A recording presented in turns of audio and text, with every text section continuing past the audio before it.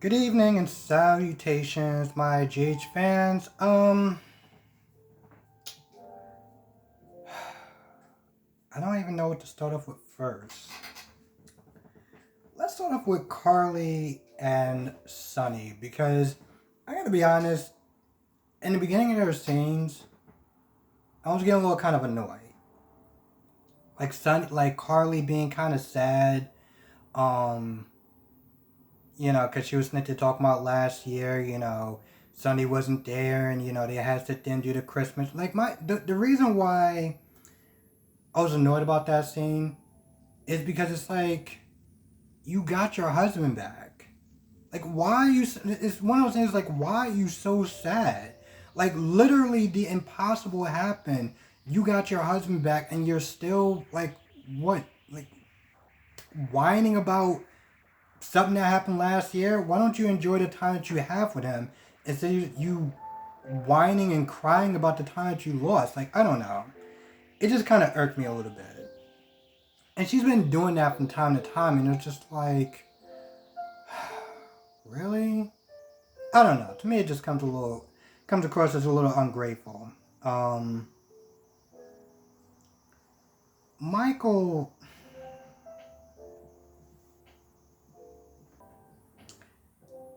now I look at this two ways. He has every right to be angry, at Brad for everything that he did. The the lost time that he had with his son, the mourning, all of it. And so I completely understand. And in a lot of ways, his anger is justified. Okay. When Mrs. Wu came up and talked to him, it was like, listen, he gets parole. I'll be responsible for him. He won't cause your family any more trouble. That's it. That is it. Tell me why this jackass actually came out of his mouth and was like, listen, if I sit there and tell the parole what I'm going to sit there and tell him, your nephew's never getting out. I'm like, you might want to bring that down just a notch. Because here's the thing, I feel like if Michael was talking to any other crime lord that, wasn't cool with Sonny, he might have been humbled that day. And it's something that Valentine said about Michael, as far as like, sometimes I gotta kind of check him a little bit, humbling will do him a little bit of good. And I feel like he needs to be humbled a little bit,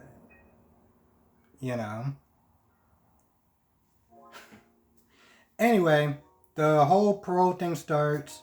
He tells his testimony. It seems like it's pretty damning. And then Brad, he's very apologetic with his testimony. You can feel the sincerity behind his words, And granted, this is coming from a person who, to this day, still don't like him. I still don't like him. But with that being said, the guy just wants a second chance. He wants to sit there and put his mistakes behind, be a better person, or at least try. And so he gives his testimony. Michael and Willow go back to the house to, put decorations on the Christmas tree with Donna and Avery. So Michael's not there talking to Sonny. He's all like, I apologize. Things are a little kind of weird and awkward. And I'm like, bro, it's not about being weird and awkward. It's like in a lot of ways, I feel like the way he talks to Mrs. Wu comes across as a little disrespectful. But Sonny's like, nah, it's all good. You said what you said, and it is what it is. Willow was not there talking to Carly, and I'm just not there thinking this whole time, y'all talking, y'all chatting it up or whatever, and by omission, you are sitting there lying right to her face. So when that whole secret comes out, and it's discovered that she knew about it, oof, she is not going to be happy.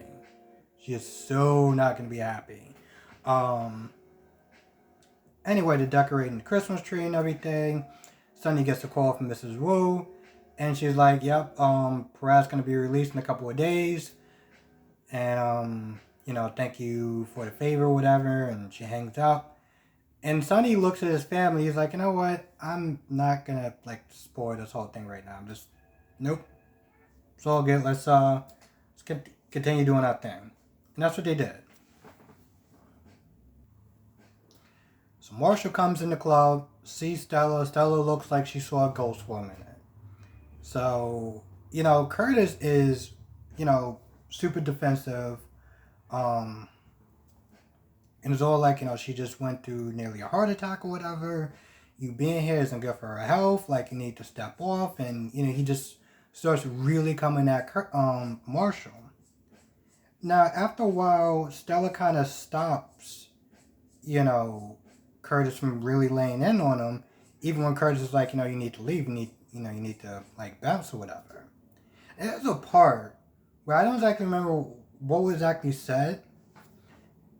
But, I think when Curtis was like, "Oh, I know it must be a shock, you find out that he's alive." And the look on her face, I'm like, yeah, you knew he was alive, didn't you? You so knew that he was alive. And so she tries to protect him a little bit. And, Curtis is like, "I want to sit there and know what's going on. You haven't told us anything." And I think that was probably the most frustrating part about this whole scene. Was the fact that he came in there, was like, "Oh, I want to talk or whatever," but you're not saying anything. You're not sitting there saying why you left. You're sitting there just practically telling people to trust you on faith. Given your resume that they have so far, how the hell are they going to sit there and trust you on anything?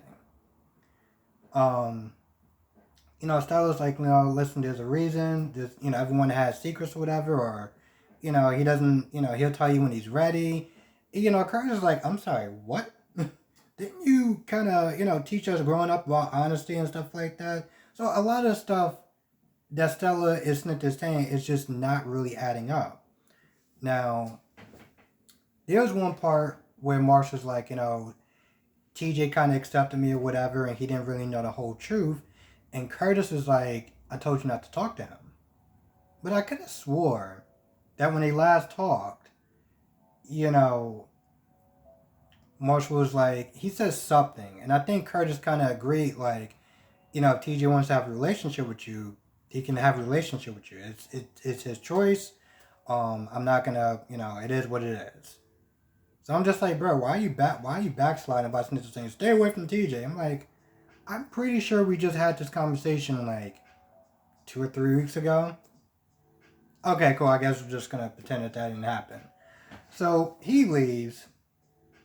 And, Stella has that look on her face. And I'm sitting there writing, so Stella's going to sit there and tell the truth. Question mark. Nah, she didn't do that. She was all like, "Oh, I want to sit there and look at your new fancy clothes. Show me around."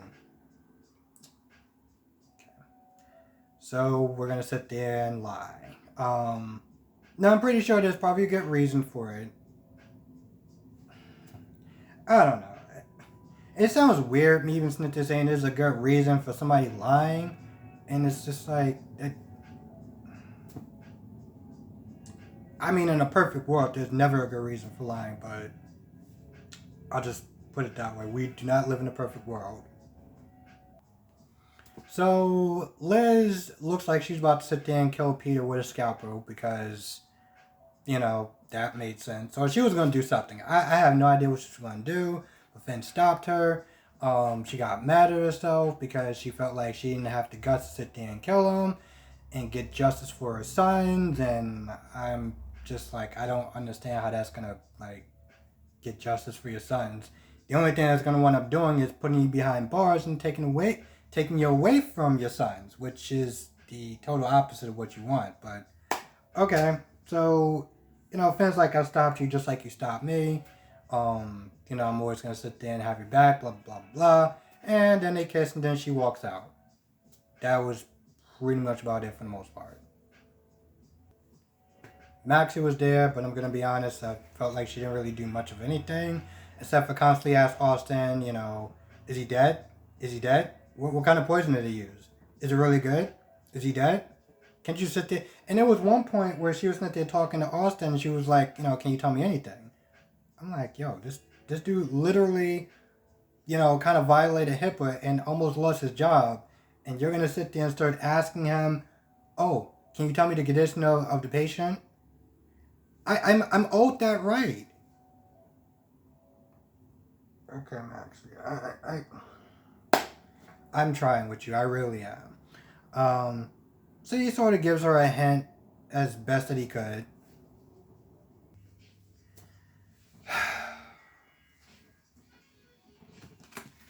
Yep.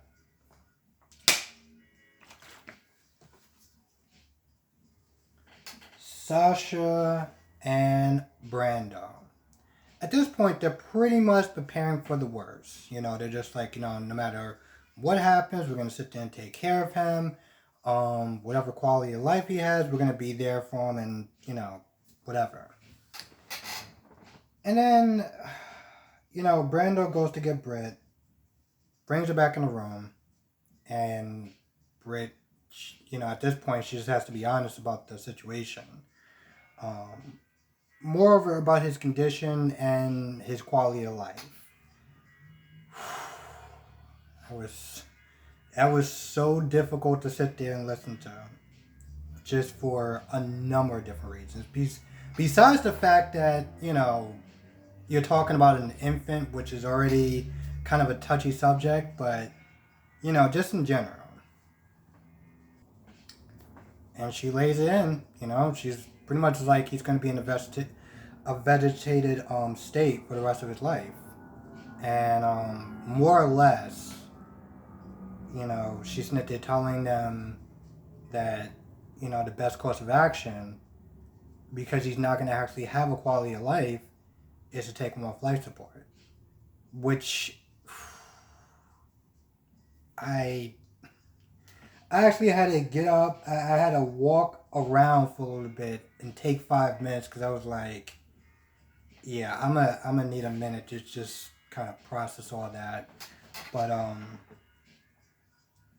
after the anger and the fear and everything like that kind of just, you know, died down with them,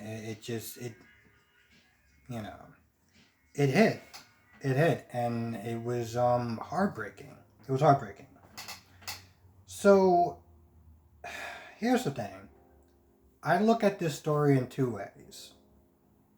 Extremely heartbreaking and just very emotional, very sad. I also look at this story in a way of, let's be honest, before this whole thing happened, most people really did not care about Brando and Sasha. I mean, they cared about them individually, like when Sasha was with Michael and Brando was with the Corinthos and stuff like that. But like when they got together, it was like extremely boring and just unnecessary. It was so unnecessary that they started adding in more Gladys scenes just to quote unquote spice it up. And to be honest, it worked because as annoyed as I was with Gladys, at least I felt something. What I didn't feel was bored. But I felt like they needed a little bit more. And it's one of those things where it's like they had to go to the extremes. They had to go to the most extreme story, or probably the most emotional story that they could, just to give these characters a bit of relevancy. I know I didn't say that right, but you get what I'm saying. Um, so in a way, this story is good because it makes us feel more for the characters. Way more than we did before. On the other hand, the story is sad as hell, and I'm not even a parent. I'm just like, Jesus Christ, it's wow. So that's kind of how I look at it. I'm gonna be honest. I feel like there's more to. I feel like I'm missing something. I don't know exactly what it is, but I feel like I'm missing something. Um, Now, before I go, I will just sit there and say this, and I'm not going to really get into too much depth into it. But for whoever is Nancy's PR manager, I seriously think that they need to find a way to change all the passwords in all of Nancy's social medias. So this way she can't access them. Because, my goodness, on one hand, freedom of speech, agree to disagree, regardless of what your opinions is on whatever, we should sit there and support you as an actor, even if your ideals are different than everyone else's. Some of the things that she says is just like, I feel like I could just make a separate video on them, or just on her in general. But again, what I will sit there and say is they need to lock away her social medias. I want to say indefinitely, just for a little bit, let her get out the house and get on a vacation or something because, ooh, okay. Anyway, with that being said, I think that's about it. If I missed anything, please write it down in the comment section below. I want to thank you for watching. Be safe, and I will see you in the next video.